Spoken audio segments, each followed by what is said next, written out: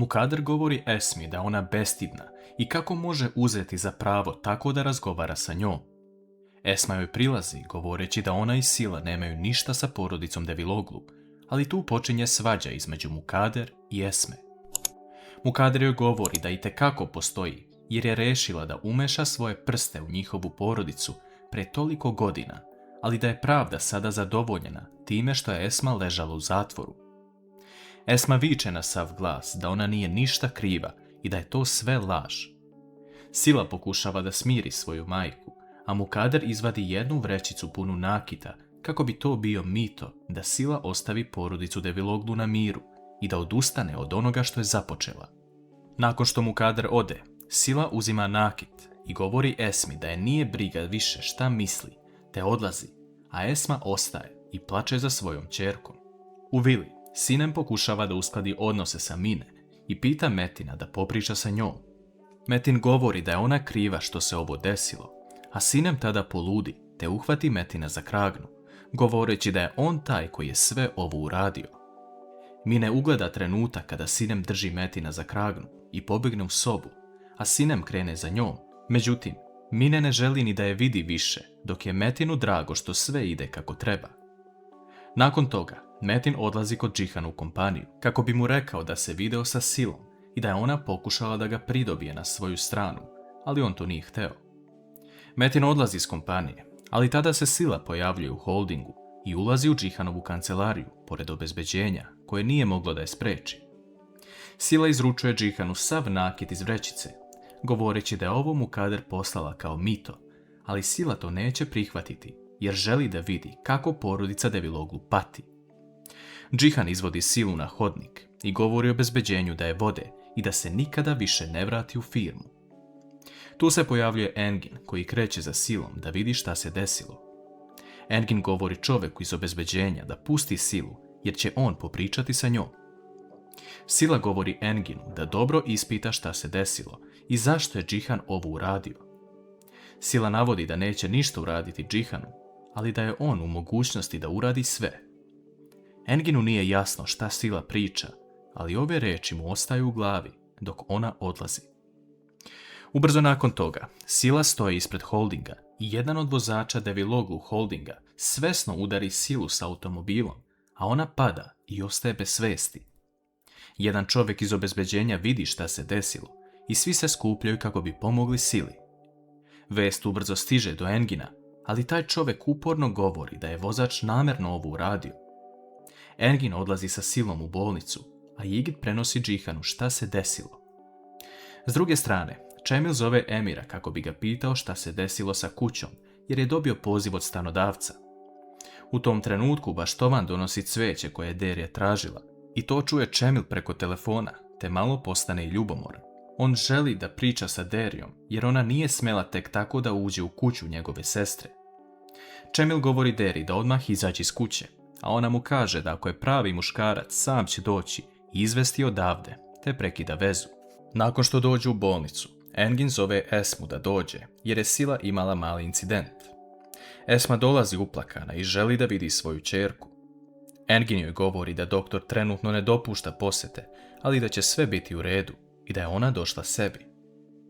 Ubrzo nakon toga se Džihan pojavljuje u hodniku, a Engin mu prilazi i pita ga da li on stoji iza ovoga, jer ako jeste, Engin će sve istražiti kako bi došao do istine.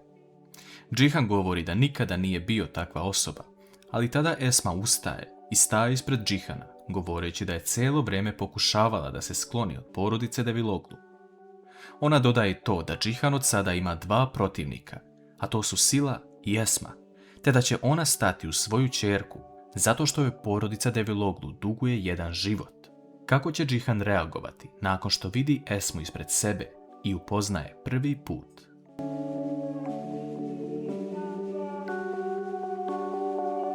Džihan govori Esmi da on i njegova porodica nisu ništa dužni njoj i da je ona svoju kaznu odslužila. Engin prekida Džihana u priči, govoreći mu da prestane sa tim, jer je njegova žena jedva ostala živa zbog Džihana lično. Džihan krene da se svađa sa Enginom, ali tada dolazi obezbeđenje i razdvaja ih. Džihan govori Enginu da će jednog dana shvatiti da je ta žena uradila sve kako bi došla do cilja, ali da će tada biti kasno. Engin je ljut što se sve ovo dešava i da je sada u lošim odnosima sa najboljim prijateljem. Medicinska sestra u tom trenutku izlazi i donosi lepu vest da se Sila probudila. Esma govori Enginu da on prvi uđe unutra, te on odlazi. Esma se tada moli Bogu u hodniku da odvrati Silu od ovog razmišljanja i živi lep život sa svojim mužem koji se brine za nju. Engin odlazi da priča sa Silom, a ona je iznenađena što je on još uvijek tu.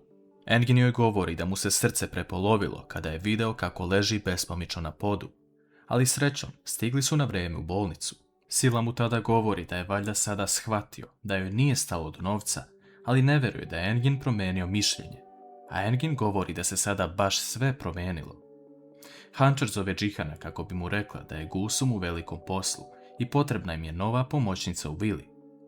Džihan nije raspoložen za to jer je na putu do policijske stanice, te govori Hančer da se ona pobrine za to uz pomoć Mukader i Sine. Džihan govori šta se desilo i da je Sila ostala u bolnici zato što je imala nesreću ispred njihove firme. Džihan također navodi da ga je Engin uhvatio za kragnu u bolnici, te da je Sila ovo sve iscenirala kako bi okrenula Engina na svoju stranu. Hančer ovu vest prenosi svim ukućanima, ali još uvijek ne znamo ko stoji iza ovoga. Naime, Metin govori da je Džihan trebao da ga sluša, ali on to nije uradio. Hančer govori da Sila ne bi uradila tako nešto, da iscenira sve ovo, a Mukader tada priznaje da je ona pre toga bila kod Sile kući i da je tu bila Esma, tako da nije mogla to da iscenira. Metin se tada okreće prema Mukader i sarkastično joj čestita na tome što je uradila, da je otišla u Silinu kuću, a da je pritom rekla da niko nema kontakt sa njom i pored toga joj je dala nakit kao ucen. Mukader govori da ne želi da se ponovi ono iz prošlosti, te da želi da udalji Esmu što dalje od svoje porodice. Šta vi mislite? Ko je smislio ovaj plan? Džihan odlazi u policijsku stanicu i komandir govori da je vozač rekao da je ovo bio nesrećan slučaj, ali također i druga strana je tako iznela, što Džihanu biva čudno. Džihan odlazi da popriča sa vozačem koji je udario automobilom Silu, ali taj čovjek govori da je sam dao izjavu i da je to nesrećan slučaj. Međutim, Džihanu je ovo čudno, jer obezbeđenje tvrdi da vozač nije ni zakočio, što ga Džihan pita da li je to istina. Vozač govori da je gledao u telefon i da se zato to desilo. Po izlasku iz bolnice, Engin ponudi Sili da opet zajedno žive i usklade odnose. Sila to ne želi, jer ona sada ima važnija posla kako da dobije ovaj rat, jer se i majka okrenula na njenu stranu. Sila odlazi sa majkom u taksi i tu vidimo zapravo šta se desilo. Pre nego što je otišla u firmu, Sila je pričala sa tim vozačem i sve iscenirala kako bi ispala žrtva.